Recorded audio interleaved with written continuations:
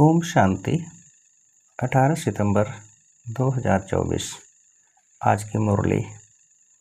मीठे बच्चे, तुम हो धरती के चैतन्य सितारे। तुम्हें सारे विश्व को रोशनी देना है। प्रश्न। शिव बाबा, तुम बच्चों की काया को कंचन कैसे बनाते हैं? उत्तर। ब्रह्मा माँ के द्वारा तुम्हें ज्ञान दूध पिलाकर तुम्हारी काया कंचन कर देते हैं। इसलिए उनकी महिमा में गाते हैं, त्वमेव माताश्च पिता त्वमेव। अभी तुम ब्रह्मा माँ द्वारा ज्ञान दूध पी रहे हो, जिससे तुम्हारे सब पाप कट जाएंगे, कंचन बन जाएंगे। ओम शांति। रूहानी बाप बैठ समझाते हैं, जैसे आसमान में सितारे हैं वैसे तुम बच्चों के लिए भी गाया जाता है। यह धरती के सितारे हैं, उनको भी नक्षत्र देवता कहा जाता है। अभी वह कोई देवता तो है नहीं, तो तुम उनसे महान बलवान हो, क्योंकि तुम सितारे सारे विश्व को रोशन करते हो। तुम ही देवता बनने वाले हो। तुम्हारा ही उत्थान और पतन होता है। वह तो करके मांडवे के लिए रोशनी देते हैं, उनको कोई देवता नहीं कहेंगे। तुम देवता बन रहे हो, तुम सारे विश्व को रोशन करने वाले हो। अभी सारे विश्व पर घोर अंधियारा है, पतित बन पड़े हैं। अभी बाप तो मीठे मीठे बच्चों को देवता बनाने आते हैं। मनुष्य लोग तो सबको देवता समझ लेते हैं, सूर्य को भी देवता कह देते हैं। कहाँ कहाँ सूर्य का झंडा भी लगाते हैं। अपने को सूर्यवंशी भी कहलाते हैं। वास्तव में तुम सूर्यवंशी हो ना, तो बाप बैठ तुम बच्चों को समझाते हैं। भारत में ही घोर अंधियारा हुआ है, अब भारत में ही सोचना चाहिए। बाप तुम बच्चों को ज्ञान अंजन दे रहे हैं। तुम अज्ञान नींद में सोए पड़े थे, बाप आकर फिर से जगाते हैं। कहते हैं ड्रामा के प्लान अनुसार कल्प कल्प के पुरुषोत्तम संगम युग मैं फिर से आता हूँ। यह पुरुषोत्तम संगम युग कोई भी शास्त्र में है नहीं। इस युग को अभी तुम बच्चे ही जानते हो, जबकि तुम सितारे फिर देवता बनते हो। तुमको ही कहेंगे नक्षत्र देवताए नमः। अभी तुम पुजारी से पूज्य बनते हो, वहाँ तुम पूज्य बन जाते हो। यह भी समझने का है ना। इसको रूहानी पढ़ाई कहा जाता है। इसमें कभी किसकी लड़ाई नहीं होती। टीचर साधारण रीति पढ़ाते हैं और बच्चे भी साधारण रीति पढ़ते हैं। इसमें कभी कोई लड़ाई की बात ही नहीं।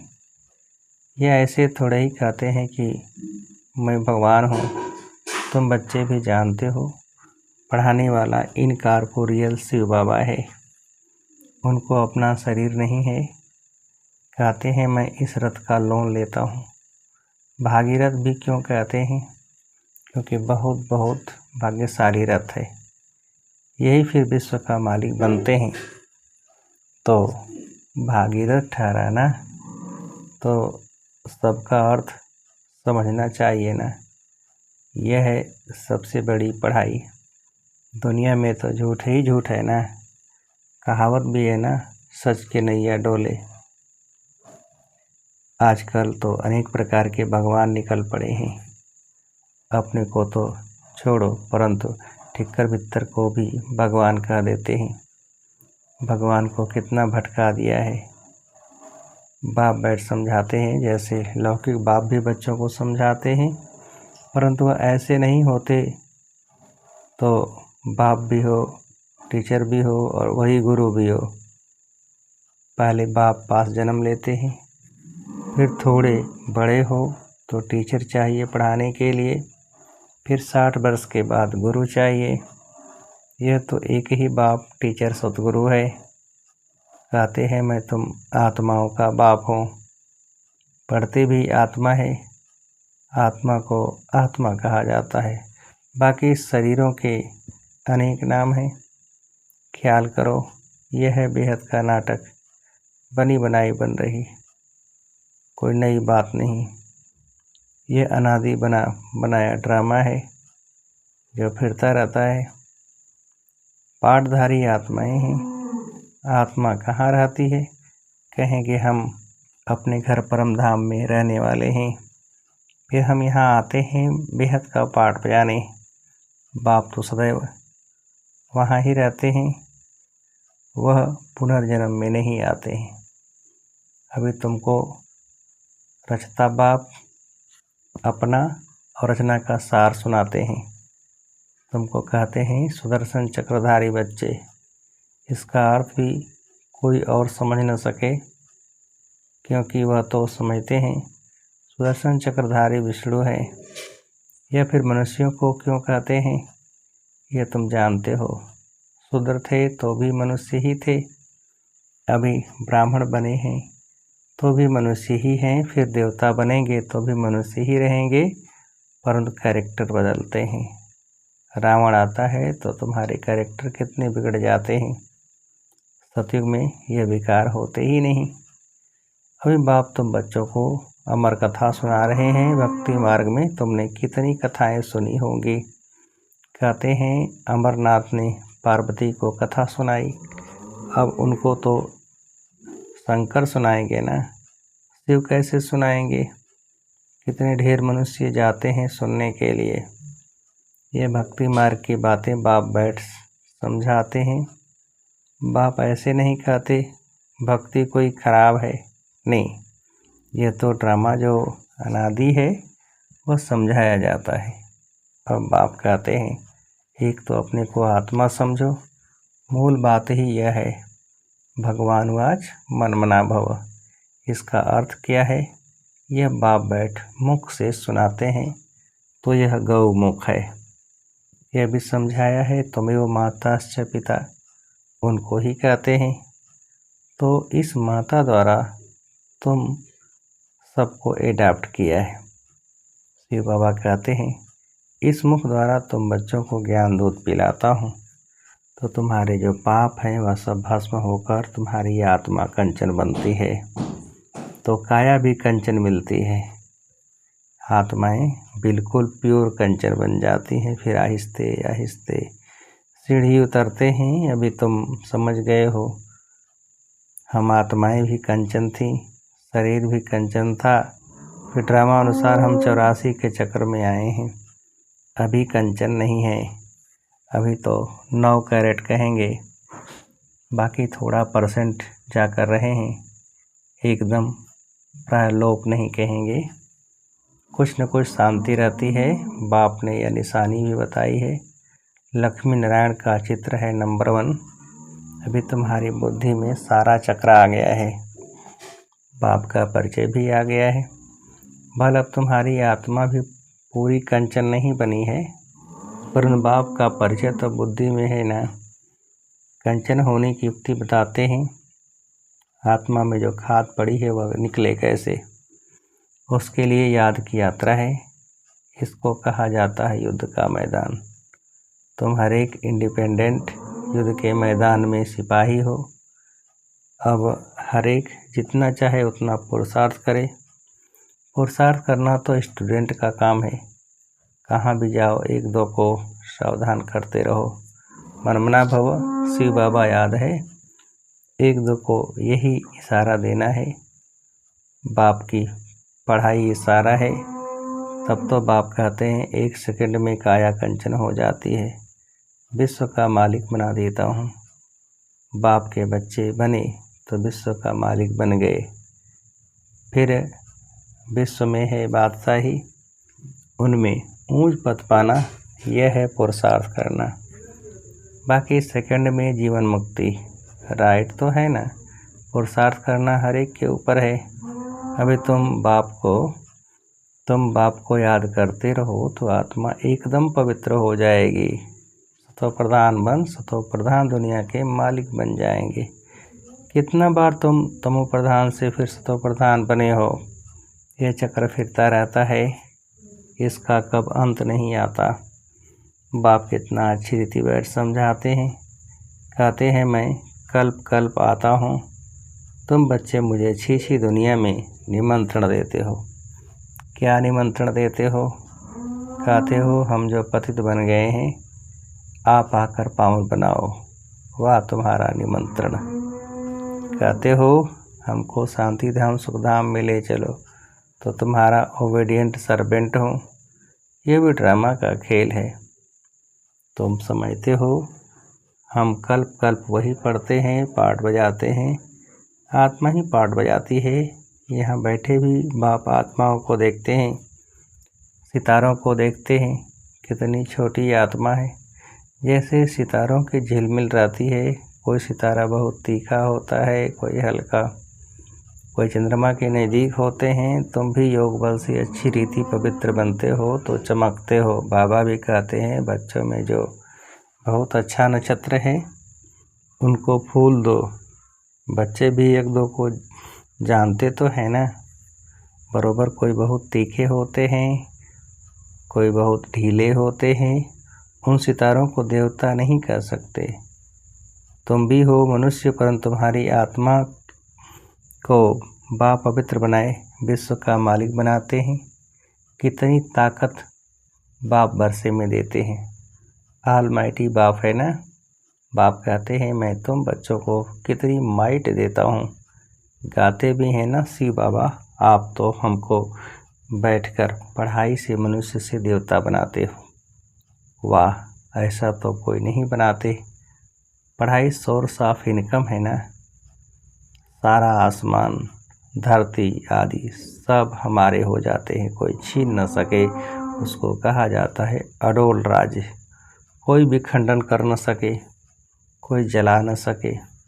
तो ऐसे बाप के श्रीमत पर चलना चाहिए ना। हर एक को अपना पुरुषार्थ करना है। बच्चे म्यूजियम आदि बनाते हैं। इन चित्रों आदि द्वारा हम जिसको समझावें, बाप डायरेक्शन देते रहते हैं। जो चित्र चाहिए भल बनाओ। बुद्धि तो सबकी काम करती है, मनुष्यों के कल्याण के लिए ही यह बनाए जाते हैं। तुम जानते हो सेंटर में कभी कोई आते हैं, अब ऐसी क्या युक्ति रचें जो आपे ही लोग आएं मिठाई लेने। किसकी अच्छी मिठाई होती है तो एडवर्टाइज हो जाती है। सब एक दो को कहेंगे फलानी दुकान पर जाओ, ये तो बड़ी अच्छे से अच्छी नंबर 1 मिठाई है। ऐसी मिठाई कोई दे न सके। एक देख कर जाते हैं तो दूसरों को भी सुनाते हैं। ख्याल तो चलता है सारा भारत कैसे गोल्डन एज में आ जाए, उसके लिए कितना समझाते हैं, परंतु पत्थर बुद्धि हैं। मेहनत तो लगेगी ना। शिकार करना भी सीखना पड़ता है ना। पहले पहले छोटा शिकार सीखा जाता है, बड़े शिकार के लिए तो ताकत चाहिए ना। कितने बड़े बड़े विद्वान पंडित हैं, वेद शास्त्र आदि पढ़े हुए हैं, अपने को कितनी बड़ी अथॉरिटी समझते हैं। बनारस में कितने उन्हों को बड़े बड़े टाइटल मिलते हैं। तब बाबा ने समझाया था पहले पहले तो बनारस में सेवा का घेराव डालो, बड़ों का आवाज़ निकले तब कोई सुने, छोटे की बात तो कोई सुनते नहीं। शेरों को समझाना है जो अपने को शास्त्रों की अथॉरिटी समझते हैं। कितने बड़े बड़े टाइटल देते हैं। शिव बाबा के भी इतनी टाइटल नहीं हैं। भक्ति मार्ग का राज्य है ना। फिर होता है ज्ञान मार्ग का राज्य।